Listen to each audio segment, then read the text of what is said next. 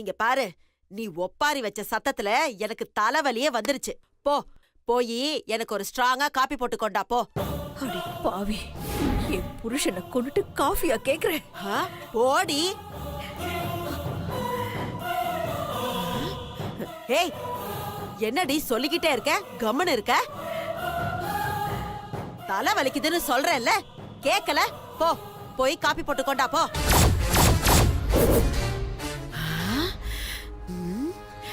என்ன இந்த முறை முறைக்கிறா? அம்மாடி, தலை வலிக்குதுமா, போய் காபி போட்டு கொண்டு வரியா?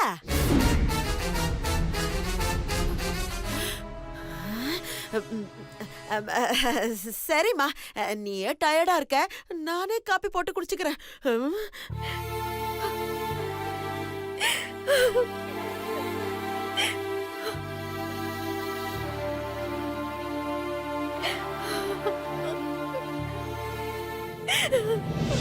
ஓம் நமச்சிவாய. ஓம் நமச்சிவாய. இன்னைக்கு நாம சத்தியவான் சாவித்திரி கதையை பத்தி பார்க்க போறோம். இந்த கதை கணவனுக்காக ஒரு மனைவி எவ்வளவு கஷ்டப்பட்டாங்கிறத சொல்லுது. அப்புறம் அவ எப்படி தன்னுடைய புத்திசாலித்தனத்தை பயன்படுத்தி தன்னுடைய கணவன் உயிரை காப்பாத்தினான்னு சொல்லுது.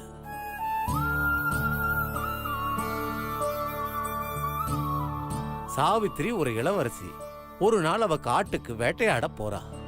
அங்க அந்த காட்டுல வாழ்ந்துகிட்டு இருக்கிற சத்தியவான அவ பாக்கறா. பார்த்த உடனே அவளுக்கு அவனை புடிச்சு போயிருது. அவளுக்கு அவன் மேல காதல் வந்துடுது. சத்தியவானுக்கும் சாவித்திரிய புடிச்சு போயிடுது. ரெண்டு பேரும் ஒருத்தர் விரும்ப ஆரம்பிச்சிட்டாங்க. சத்தியவானும் ஒரு இளவரசன் தான். அவர் அப்பாவுக்கு முனிவர் ஒருத்தர் கொடுத்த சாபத்தினால அவர் நாட்டையே இழந்துட்டாரு. சாவித்திரி சத்தியவான கல்யாணம் பண்ணிக்கணும்னு சத்தியவானோட அப்பா கிட்ட போய் கேக்குறா. அப்போ சத்தியவானோட அப்பா, எங்க குடும்பத்துக்கு ஒரு சாபம் இருக்கு, அதுபடி சத்தியவான் அவனோட 22வது வயசுல ஒரு குறிப்பிட்ட நேரத்துல இறந்துடுவான்னு சொல்றாரு. இந்த விஷயம் சத்தியவானுக்கு தெரிஞ்சா உடனே அவனுடைய உயிர் போயிடும். அதனால நீ அவனை கல்யாணம் பண்ணிக்காதன்னு சொல்றாரு.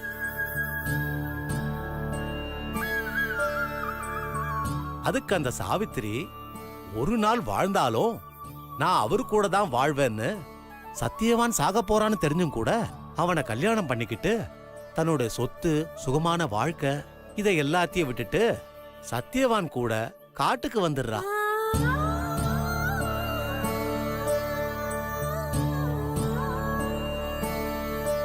சத்தியவான் உயிரை காப்பாத்த சாவித்திரி கடவுளை வேண்டிக்கிட்டு பல பரிகாரங்களை பண்ணி ரொம்ப கஷ்டப்படுறா. சத்தியவான் இறந்து போற நாளும் வருது. தான் கணவன் இன்னைக்கு இறந்து போவான்னு தெரிஞ்சு அவன் கூட விறகு வெட்டுறதுக்கு காட்டுக்கு இவளும் கூட போறா. குறிப்பிட்ட நேரத்துல சாவித்திரி கண் முன்னாலேயே சத்தியவானோட உயிர் பிரியுது. அந்த துக்கம் தாங்காம சாவித்திரி அழுதுகிட்டு இருக்கா. சத்தியவான் உயிரை கொண்டு போகிறதுக்கு யமதூதர்கள் அங்கு வராங்க. ஆனா சாவித்திரி பக்கத்துல இருக்கிறதுனால சத்தியவான் உடல் பக்கத்துல அவங்களால நெருங்க முடியல. சாவித்திரியோட காதல் ஒரு நெருப்பு வேலி மாதிரி வேலை செஞ்சு அவங்கள காப்பாத்துது.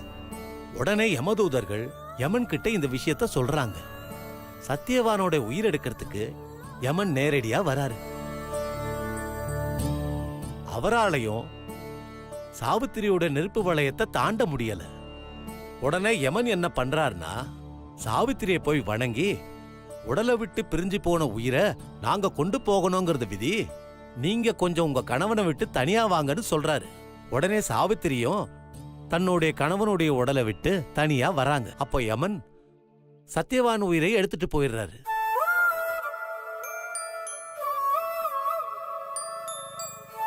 சத்தியவானை விட்டு சாவித்திரியால பிரிஞ்சிருக்க முடியுமா? அவளும் சத்தியவான் பின்னாடியே யமன் கூட போறா. யமன் சாவித்திரியோட காதலை பார்த்து வியந்து, உனக்கு என்ன வரம் வேணும்னு கேக்குறாரு. அதுக்கு சாவித்திரி ரொம்ப புத்திசாலித்தனமா, என்னுடைய மாமனாருக்கு என்னுடைய கணவர் மூலமா ஒரு வாரிசு உண்டாகி அவங்க சந்ததி வளரணும்னு சொல்றா.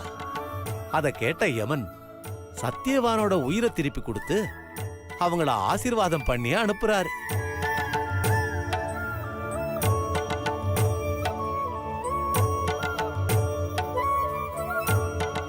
இந்த கதை ஒரு பொண்ணு தன்னுடைய கணவனுக்காக எந்த எல்லை வரைக்கும் போய் போராடலாம், அதுல தப்பே இல்ல, எந்த காரணத்தை கொண்டும் எந்த சூழ்நிலைகளையும் தன்னுடைய புருஷனை மட்டும் விட்டு கொடுத்துட கூடாதுன்னு சொல்லுது.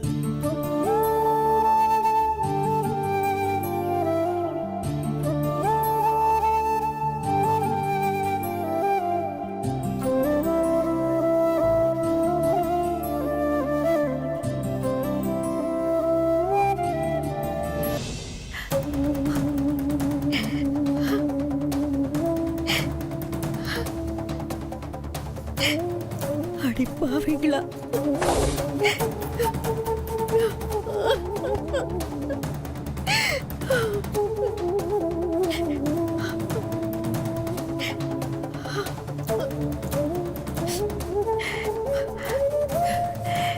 இவளுங்களை நாம சும்மா விடக்கூடாது.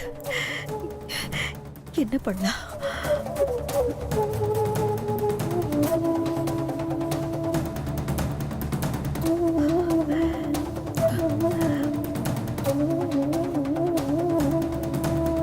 அதுதான் சரி.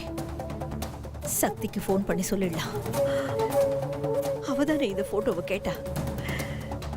போட்டோகிராஃபரும் சக்தி கிட்ட தானே இந்த போட்டோவை கொடுக்க சொன்னாரு.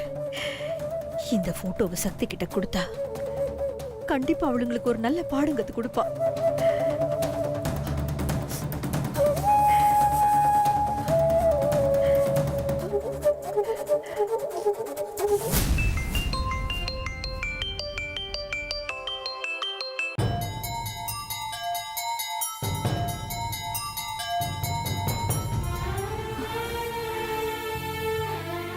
வேண்டாம், இந்த விஷயம் அவளுக்கு தெரியக்கூடாது. அவ கோவக்காரி. இவங்கள பழி வாங்குறேன்னு அவ வாழ்க்கைய பத்தி கவலைப்படாம எதையாவது செஞ்சு அவ லைஃப் அழிச்சுக்க போறா. இவங்களால ஏன் பொண்ணு வாழ்க்கை வீணாயிடக்கூடாது. இப்போதைக்கு சக்தி கிட்ட சொல்லாம இருக்கிறதா நல்லது.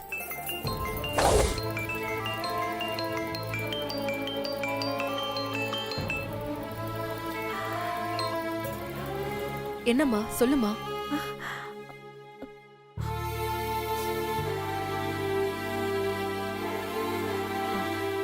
சக்தி, நீயாமா? நான் வேற ஒரு கால் பண்ணணும்னு நினைச்சேன். அது தப்பா உனக்கு வந்துருச்சு.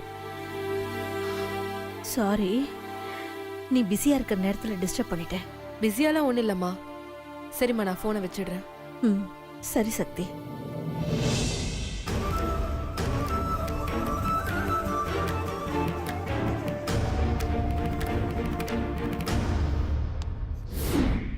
என்னாச்சு சக்தி?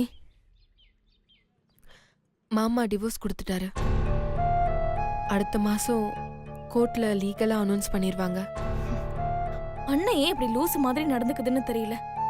சக்தி, நீ ஒன்னும் கவலைப்படாத. நான் அண்ணன் கிட்ட எப்படியாவது பேசி இதுக்கு ஒரு முடிவு கட்டுறேன். இனிமே பேசி பிரயோஜனம் இல்ல அண்ணி. நீங்க என்ன சொன்னாலும் அது மாமா காதுல விழவே விழாது. இப்ப மாமா வந்து கடிவாளம் கட்டின குதிரை மாதிரி. அவருக்கு அவங்க அம்மாவை தவிர வேற எதுவுமே தெரியாது அண்ணி. அப்ப நீ என்ன பண்ண போற? இத வேற மாதிரி தான் டீல் பண்ணணும். என்ன பண்ண போற சக்தி?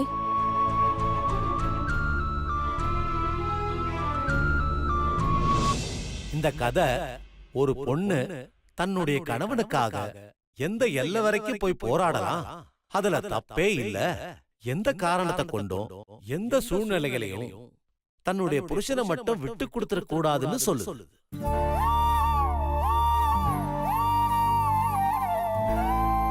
இது வரைக்கும் அம்மாவுக்கும் பிள்ளைக்கும் சண்டை வரணும்னு நான் நினைச்சதே இல்ல. ஆனா இப்போ அம்மாவும் பிள்ளையும் நேரடியா மோத விட போறேன். அத்தைக்கு என்ன நடந்தாலும் மாமா அவங்கள விட்டு போக மாட்டாருன்னு நம்பிக்கை இருக்கு. அந்த நம்பிக்கைய முதல்ல உடைச்சு மாமா அவங்க கையை விட்டு போயிடுவாங்கன்ற எண்ணத்தை எப்படியாவது அத்தை மனசுல வர வைக்கணும். அதுக்கு காரணம் நான் தாங்கிறத நம்பணும். அப்படி நம்பினா அப்படி ஒரு சிந்தனையை அத்தைக்குள்ள வர வச்சுட்டா அவங்களால சும்மாவே இருக்க முடியாது. குழம்பி போயிடுவாங்க.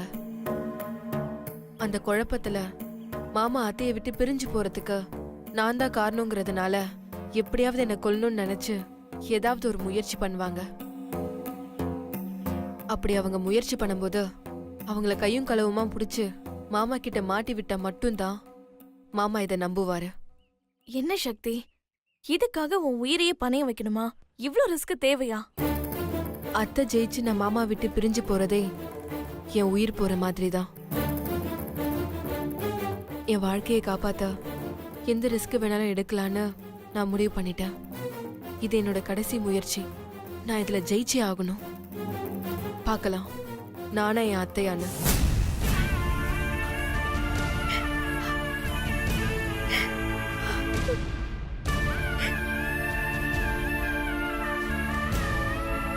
பேசாம இந்த விஷயத்த சிவா மாப்பிள்ளை கிட்ட சொன்னா என்ன?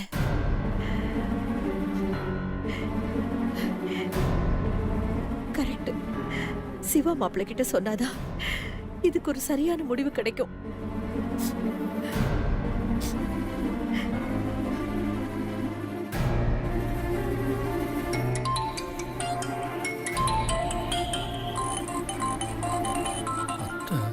அத்தை ஏன் கால் பண்றாங்க? அத்தை சொல்லுங்க அத்தை. மாப்பிள்ளை டிஸ்டர்ப் பண்ணிட்டேனா? ஐயோ அத்தை, அதெல்லாம் ஒன்றும் இல்லை அத்தை. டிரைவ் பண்ணிட்டு இருக்கேன். என்ன விஷயம் சொல்லுங்க. சரி மாப்பிள்ளை, கார் ஓட்டும்போது பேசுறதுக்கு கஷ்டமா இருக்கும். நீங்க ஃப்ரீ ஆனதுக்கு அப்புறம் கால் பண்ணுங்க. அத்தை, 2 வீலர் ஓட்டும்போது தான் கஷ்டமா இருக்கும். கார் ஓட்டும் போதெல்லாம் ஒரு கஷ்டமும் இருக்காது. என்ன விஷயம்னு சொல்லுங்க. மாப்பிள்ளை, நான் உங்ககிட்ட ஒரு முக்கியமான விஷயம் பேசணும். முக்கியமான விஷயமா? என்னன்னு சொல்லுங்க அத்தை. என்னால அதை போன்ல சொல்ல முடியாது மாப்பிள்ளை. நம்ம வீட்டு பக்கத்துல ஒரு கோயில் இருக்குல்ல, நீங்க அங்க வந்துடுறீங்களா? உங்ககிட்ட நேர்ல பேசணும். ஆ சரிங்க அத்தை, இதோ நான் உடனே வரேன். சரிங்க மாப்பிள்ளை, நான் போனை வச்சிடுறேன்.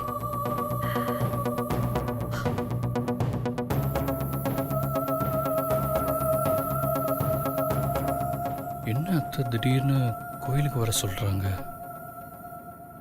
முக்கியமான விஷயம் பேசணும்னு வர சொல்றாங்க.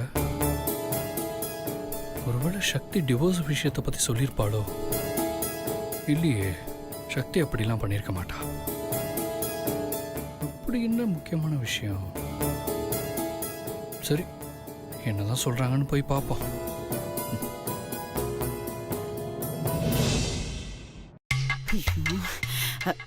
ஏமா சுபத்ரா, இந்த சிவா பயலும் சக்தியும் டைவர்ஸ் கவுன்சிலுக்கு போய் ரொம்ப நேரமாச்சே, இன்னும் வீட்டுக்கு வரலையேம்மா. என்னம்மா நடந்திருக்கும்? அந்த சிவா பைய அந்த சக்திக்கு டைவர்ஸ் கொடுத்திருப்பானா? அதுல என்னம்மா சந்தேகம்? நிச்சயமா டைவர்ஸ் கொடுத்திருப்பான். அம்மாடி, ஒருவேளை அந்த சிவா சக்திக்கு டைவர்ஸ் கொடுக்க மாட்டேன்னு சொல்லியிருந்தானா? அதான் நான் முன்னாடியே சொல்லிட்டேன்ல, சிவா சக்திக்கு டைவர்ஸ் கொடுக்கல, அவன் கதையவே நான் முடிச்சிடுவேன். அம்மாடி, அங்க என்ன நடக்குதுன்னு தெரிஞ்சுக்கிறதுக்கு நான் ரொம்ப ஆவலா இருக்கேம்மா. கிரிக்கெட்ல இந்தியா ஜெயிக்கிறதுக்கு கடைசி 2 பால்ல 6 ரன் வேணும்னா அப்ப எவ்வளவு டென்ஷனா இருக்கும். அந்த அளவுக்கு டென்ஷன் எனக்கு இருக்குமா. ஆமா மாமா, பேசாம சிவாவுக்கு ஒரு ஃபோன் பண்ணி மட்டும் பேசிடுறேம்மா. அவசரப்படாத. சிவாவுக்கு இப்ப போன் எல்லாம் பண்ண வேணாம். அம்மா, சிவாவுக்கு ஃபோன் பண்ணலனா அப்புறம் எப்படி டைவர்ஸ் பண்ணனா இல்லையான்னு தெரிஞ்சுக்க முடியும்? அம்மா, எனக்கு சிவாவை பத்தி நல்லா தெரியும். அவன் கண்டிப்பா சக்திக்கு டைவர்ஸ் கொடுத்துருவான்.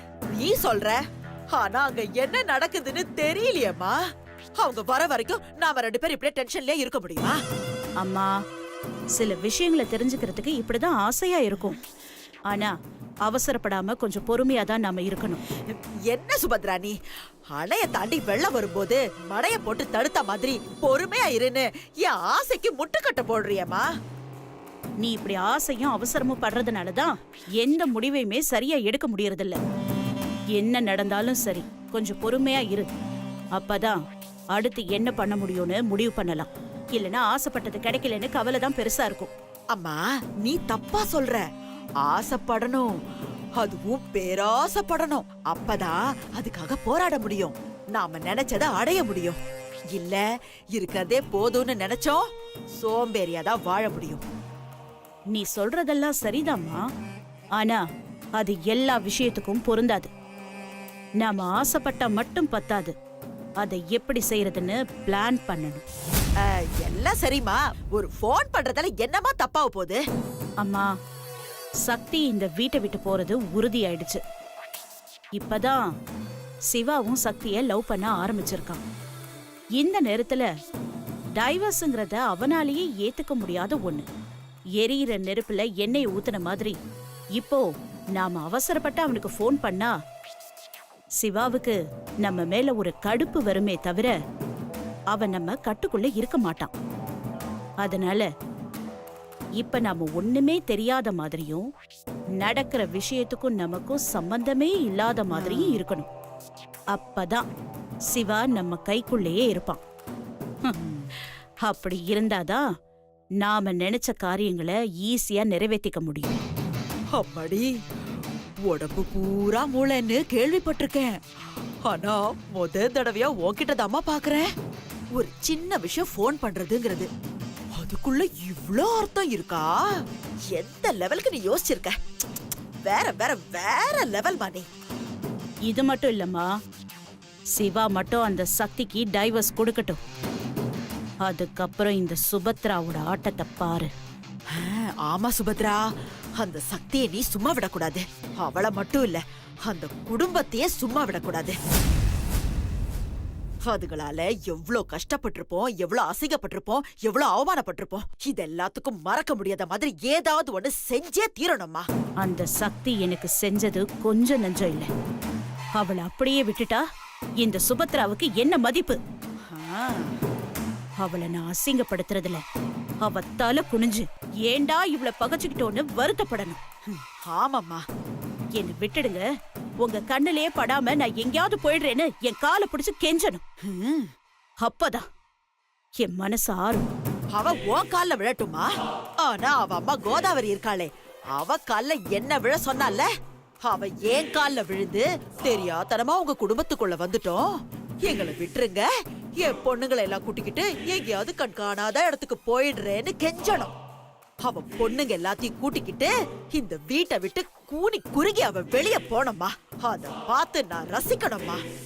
கவலையப்படாதம்மா, நாம நினைச்சது கண்டிப்பா நடக்கும்.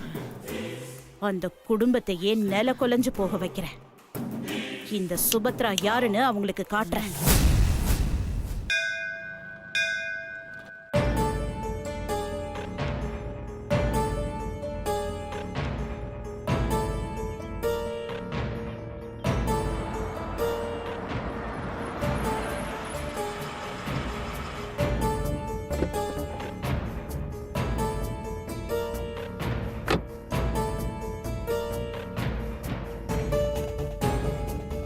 எதுக்கு வர சொல்லியிருப்பாங்க?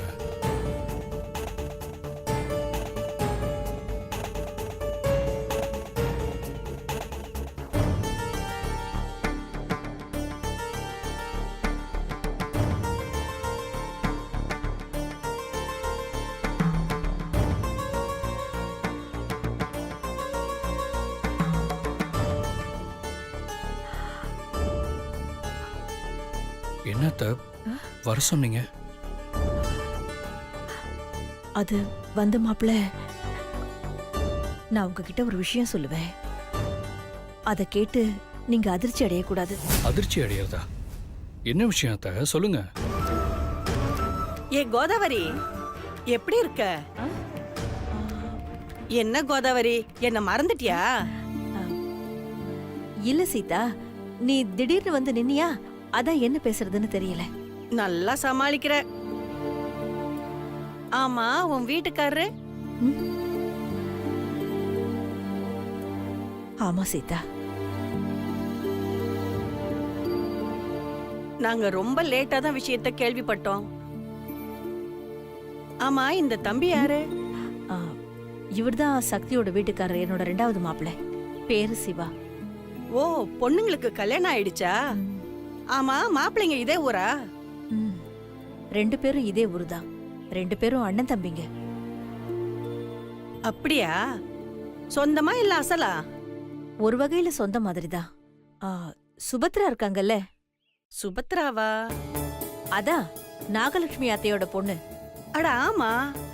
இவர் அவங்களோட மூத்த பையன். என் 2வது பொண்ணு சக்தியோட வீட்டுக்காரரு. சுபத்ராவோட 2வது பையன் சுந்தர் என் மூத்த பொண்ணு மீனாட்சியோட வீட்டுக்காரரு. ம். ஏன் கோதாவரி, சுபத்ராவுக்கு ஒரு பையன் ஒரு பொண்ணு தானே இருக்கு?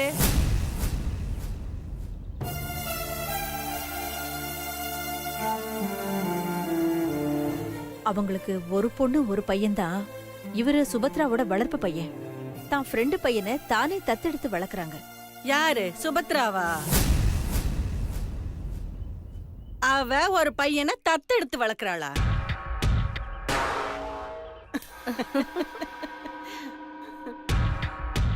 ஏன் இப்படி சிரிக்கிறீங்க? ஒண்ணில்ல கோதாவரி. சரி, அதை விடு. மறக்காம வீட்டுக்கு வா. என் பொண்ணு உன்னை பார்த்தானா ரொம்ப சந்தோஷப்படுவா. உன் சமையலுக்கு என் பொண்ணு அடிமை. எப்ப ஃபாரின்ல இருந்து வந்தாலும் கோதாவரி ஆண்டி வீட்டுக்கு போலாம் போலான்னு நச்சரிச்சிருவா. சரி சீதா, நான் கண்டிப்பா வரேன். சரி, நான் கிளம்புறேன். ம். சிவா, வரேன்பா. ம். பாத்தியடி, அந்த சுபத்ரா சொத்துக்காக தான் ஃப்ரெண்டோட பையனை தம் பையனை சொல்லி வளர்க்கறா. சரியான கில்லடிதான் அவ. ஹலோ, எக்ஸ்கியூஸ் மீ, ஒரு நிமிஷம்.